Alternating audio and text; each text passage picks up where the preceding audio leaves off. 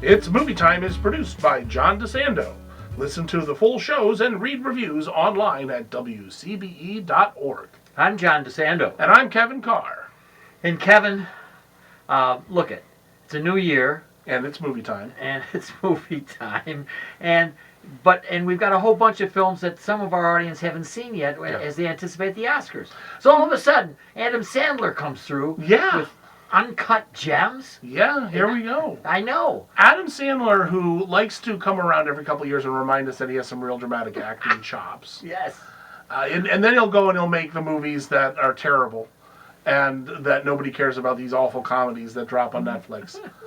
But yeah, he likes to drop out an Oscar contender every 5 or 6 years. And I would say that when you see your list of nominees for Best Actor, he might be in there. I think he's got a good shot at being a nominee, and he's already got picked up, I think he got a Gold Globe nomination, he got a Critics' Choice nomination. You'll probably get an Oscar nomination. It is a tough field this year. Yeah. It is a very tough field, so I don't know if it's any guaranteed wins, but he's definitely getting noticed. Well, I say, and nobody else would say this, that in this film, in which he plays a New York Jewish jeweler, hustler, somebody who's always looking for a fast buck, trying to get the big score. Yes. Always. And you can just hear him running his mouth over everybody he meets. Yeah. Just obnoxious, but at the same time you kind of say, I don't know, I kind of like this guy. But anyway, as we look at him doing this role, I'm reminded of Al Pacino.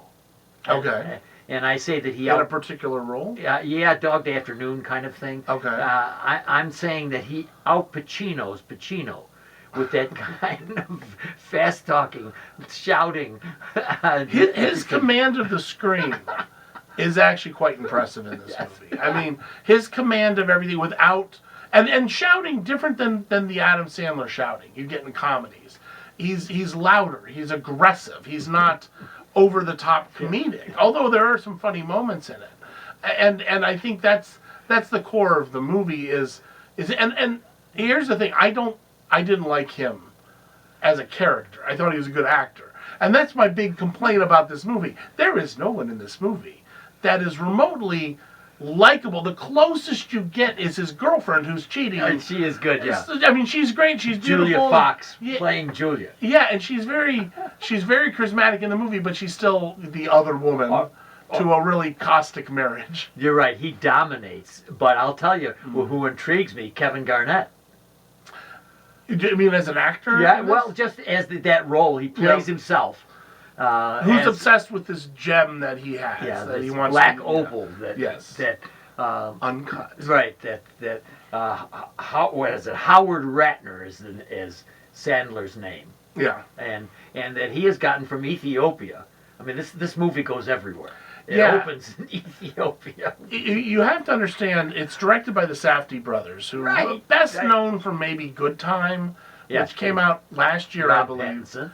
Yeah, Robert Pattinson was in that, and that was and if you've seen any of their work, it's very high energy, it's very frenetic, it'll raise your blood pressure, but none of the characters are likable, and that's my problem getting past it. I can like a movie if the characters are likable, if they're dysfunctional, but there's some lovability there. I just found nothing. I didn't like him. Like I said, the girlfriend's fine. Julie Fox, she was good, and she was pleasant to look at. But like Idina Menzel, or as John Travolta would say, Adele Dazeem, plays his wife, and they're always fighting, and she hates him. And he's got his bookies, and he's got gangsters looking for him, and he's got loan sharks. It's New York. It's New York on steroids. You want to shower after seeing this movie.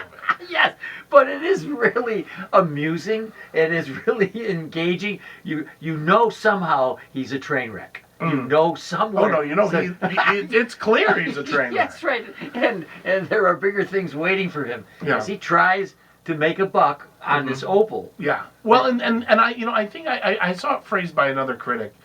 So I'm borrowing here. Okay. But he said you can see that at some point he was probably a likable guy. And I think that's the way it is. You saw at some point that there was love between him and his wife. You saw him actually, at some point, was running a legitimate business.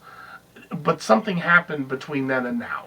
And that's where the interest, I think, if you approach it that way, you can wonder what's in his past and what's waiting for him that's not even addressed. And his frenetic life is funny at parts. I think the funniest one for me is when the goons get caught in the plexiglass entrance. Yeah.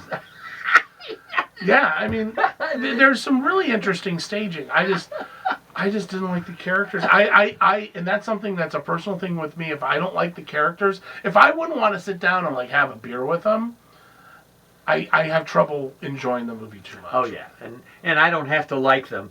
And I guess I'm with you. He's not really very likable.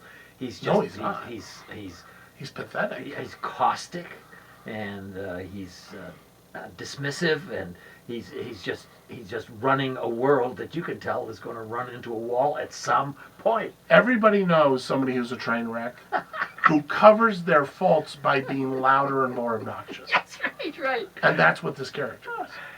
But expertly played by Sandler. Oh yeah, I think for anybody who can see Sandler's potential or has seen him in Punch Drunk Love or Markowitz. What's the name of that? Oh, the Merkowitz stories? Merkowitz stories. Yeah. They can see him in a more serious role. I think they will enjoy it. Plus, I'm banking on the fact that he will be an Oscar nominee. So for our audience, usually a pretty smart audience, wants to be up on that February event, it's probably going to be a worthwhile thing for them to see this film. If you want to be in the know and in the discussion yes. of award contenders, you got to see this movie. Yeah. All right, Kevin Carr, the movie is Uncut Gems. Yeah. It is Adam Sandler's movie.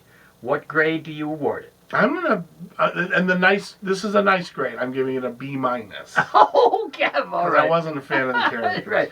And so just for the balanced It's Movie Time presentation, I'm going to give it an A-. There you go. So there we are. We're both minuses, but we're saying it's a plus if you want a more interesting holiday experience. It's definitely one that's worth talking about. Great.